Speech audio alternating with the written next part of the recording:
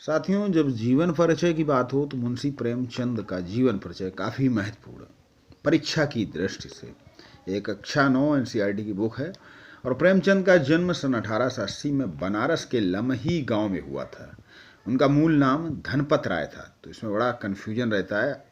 मूल नाम धनपत राय, गुलाब राय दूसरे व्यक्ति थे। प्रेमचंद का बचपन अभाव में बीता और शिक्षा बीए तक ही हो पाई और उन्होंने शिक्षा विभाग में नौकरी की, परंतु असहयोग आंदोलन में सक्रिय भाग लेने के लिए सरकारी नौकरी से त्याग पत्र दे दिया और लेखन कार्य के प्रति पूरी तरह समर्पित हो गए।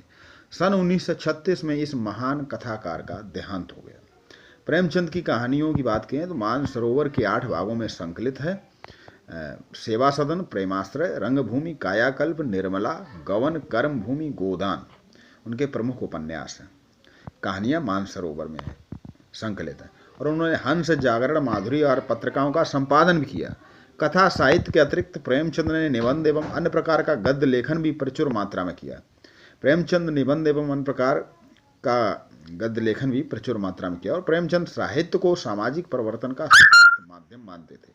उन्होंने जिस गांव और शहर के परिवेश को देखा और जिया, उसकी अभिव्यक्ति उनके कथा साहित्य में मिलती है। किसानों और मजदूरों की दयनीय स्थिति, दलितों का शोषण, समाज में स्त्री की दुर्दशा और स्वाधीनता आंदोलन आदि उनकी रचनाओं के मूल विषय हैं। प्रेमचंद के कथा साहित्य का संसार बहुत व्यापक है। उसमें मनुष्य ही नहीं, पशु पक्षियों को भी अद्भुत आत्मीयता मिली है। बड़ी से बड़ी बात को सरल भाषा में सीधे और संक्षेप में कहना प्रेमचंद के लेखन की प्रमुख विशेषता है। उनकी भाषा सरल, सजीव एवं मुहावरेदार है तथा उन्होंने लोक प्रचलित शब्दों का प्रयोग कुशलतापूर्वक किया। अब चैनल पर मैं एक कहानी भी आपको सुनवाऊंगा, 2 बैलों की कथा, जिसके माध्यम से प्रेमचंद ने कृषक समाज और पशुओं के भावात्मक संबंध का वर्णन किया। इस कहानी में उन्होंने ये भी बताया कि स्वतंत्रता सहज में नहीं मिलती, उसके लिए बार बार संघर्ष करना पड़ता है।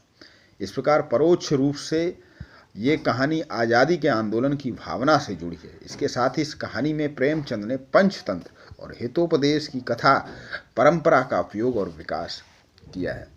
2 बैलों की कथा।